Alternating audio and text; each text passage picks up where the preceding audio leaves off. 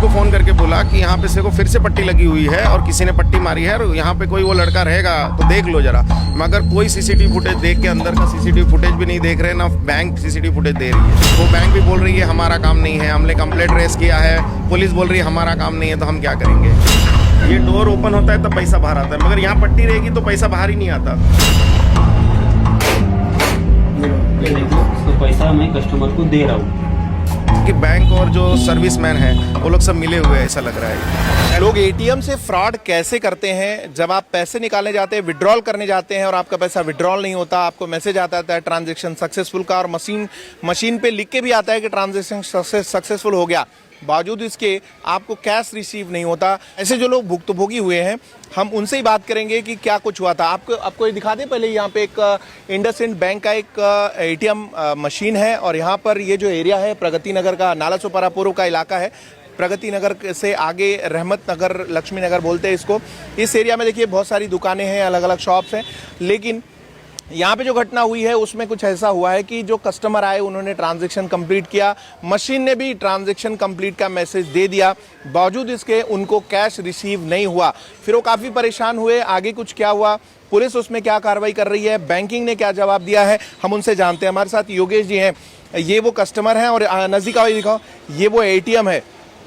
योगेश जी, आप इस पूरे मामले के भुक्तभोगी रहे, आपका पैसा अभी भी नहीं मिला है, बराबर है? 20,000 का ट्रांजैक्शन आपने बताया ना, क्या हुआ था शॉर्ट में जरा बताइएगा। मैं 16 तारीख को यहाँ एटीएम में आया था और मैंने विड्रॉल किए 20,000, मगर उसमें से पैसा बाहर ही नहीं निकला। तो मैं 20 मिनट तक वेट किया, पैसा क्यों नहीं निकल रहा है, तो मैं बोला मशीन ख़राब होगा। इसके लिए मैंने फिर मशीन आईडी का फ़ोटो खींच के ब्रांच में गया कि मेरा मैसेज आ गया है मगर पैसा निकल नहीं रहा है। तो मैडम ने देखा, तो मैडम ने कहा कि आप यहाँ पे कोई पट्टी मारा है। तो फिर मैं बैंक से वापस इधर आया, जहाँ से पैसा डिस्पेंस होता है, हाँ, जहाँ से पैसा बाहर आता है वहाँ पे किसी ने पट्टी मार के रखा था। फिर मैं वापस आया ब्रांच से और देखा तो पट्टी गायब थी और मेरा पैसा शायद किसी ने निकाल लिया था। अच्छा, जब तक आप गए और आए तब तक किसी तब तक हाँ, मगर 20 मिनट में यहाँ रुका था, मगर 20 मिनट तक इंतजार किया, पैसा बाहर नहीं निकला। फिर उसके बाद आपने क्या किया? तो मैंने मशीन आईडी का फ़ोटो खींच के ब्रांच में गया, तो ब्रांच को फ़ोटो दिखाया कि मैडम ये मशीन से मेरा पैसा नहीं निकला, मेरे को मैसेज आया है अकाउंट से पैसा कटा है। तो मैडम ने देखा तो बोलते यहाँ पे किसी ने पट्टी लगाया है। तो फिर वहाँ से वापस मैं यहाँ आया, तो यहाँ पे पट्टी नहीं थी, तब वापस आया, पट्टी गायब ने पैसा निकाल लिया। Yes sir. तो फिर आपने शिकायत पुलिस स्टेशन की, जो शिकायत का प्रोसीजर, आप यहाँ से पुलिस स्टेशन? हाँ, फिर यहाँ से मैं गया वापस ब्रांच में और बैंक में जाके बताया कि मैडम वहाँ तो पट्टी अभी तो नहीं है, ये फ़ोटो दिखाया मैडम को। तो मैडम बोले फिर आपको पुलिस कंप्लेंट करना पड़ेगा। तो ये मैं बोला मैडम सीसीटीवी फुटेज तो देख लीजिए। तो मैडम बोलती है हमारा काम नहीं है, सीसीटीवी फुटेज देखना सब पुलिस का काम है। तो वहाँ से आया चौकी में, नालासोपारा तुलिन चौकी में गया, वहाँ साहब थे, साबले साहब कोई थे, उनको मिला, उनको बताया ऐसा बात है, मेरा पैसा नहीं निकला है और मशीन में कुछ धांधली हुआ है, आप जरा सीसीटीवी फुटेज देखिए। तो बोलते हमारा काम नहीं है, वो बैंक का काम है, बैंक जिसका है, एटीएम जिसका है, वो उनका काम है, हमारा काम नहीं है। फिर उसके आगे उसके बाद मैंने फिर से बैंक में गया, बैंक को बताया कि वो बैंक भी बोल रही है हमारा काम नहीं है, हमने कंप्लेंट रेस किया है, पुलिस बोल रही है हमारा काम नहीं है, तो हम क्या करेंगे। और 16 तारीख को मेरे साथ ऐसा हुआ है।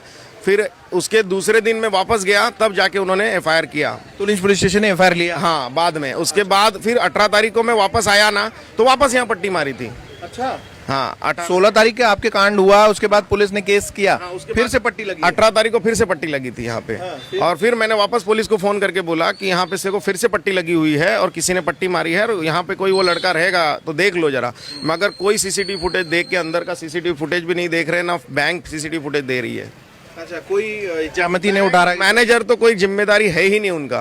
कौन सी बैंक थी? इंडसइंड बैंक है। इंडसइंड बैंक की कहाँ ब्रांच है? कौन सी? ये नालासोपारा ब्रांच, नालासोपारा पूर्व ब्रांच। हाँ, नालासोपारा। हाँ। लेकिन 16 तारीख की घटना के बाद 18 तारीख को भी आपने देखा कि वैसी परिस्थिति, तो वहाँ पे किसी का कैश भी फंसा हुआ था आपने? हाँ, कैश जब मैं 18 तारीख को आया तो देखा यहाँ पट्टी लगी थी और किसी का 1000 रुपये फंसा था। एक मैडम यहाँ खड़ी थी, बोली मेरा 1000 रुपये अटका है यहाँ पे।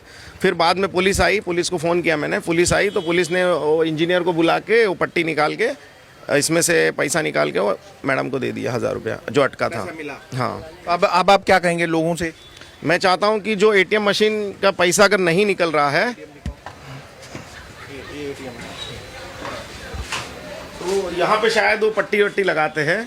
ये ब्लैक कलर है, सेम ब्लैक कलर की पट्टी लगाते हैं यहाँ पे, इस पोजीशन पे। ये जो डोर है, ये डोर ओपन होता है तब पैसा बाहर आता है, मगर यहाँ पट्टी रहेगी तो पैसा बाहर ही नहीं आता, पैसा यहीं पे अटका रहता है।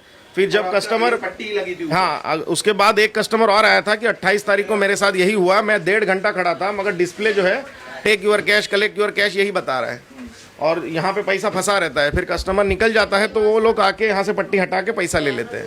अच्छा, ये पूरी घटना है। हाँ, तो फिलहाल अभी तक आपको पैसा नहीं, मुझे पैसा नहीं मिला है अभी तक। पैसा नहीं मिला, वो जो 3,000 मिला है उससे हाँ, पुलिस वाले बोल रहे हैं हमने किसी सीसीटीवी फुटेज से किसी को पकड़ा है तो उसके पास 3,000 रुपये कुछ रिकवर हुआ है, बाकी 17,000 उसने खर्चा कर दिया है। ठीक, बहुत धन्यवाद। तो आप देखिए इसमें इनकी सजगता, योगेश जी अगर जैसे जानकार कस्टमर ना हो तो क्या हो, यानी इन्होंने पूरा ट्रांजैक्शन किया, उसके बाद इनका कैश नहीं मिला तो ये लगातार पुलिस से लेकर ब्रांच तक जाना, ब्रांच से वापस पुलिस और पुलिस से फिर एटीएम, एटीएम से ब्रांच इन्होंने किया।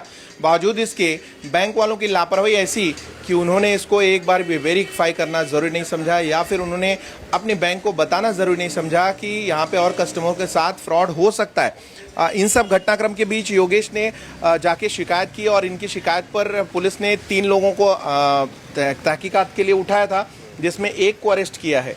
एक अरेस्ट है जिसे और वसई कोर्ट में पेश किया गया है, पुलिस आगे की रिमांड ले रही है।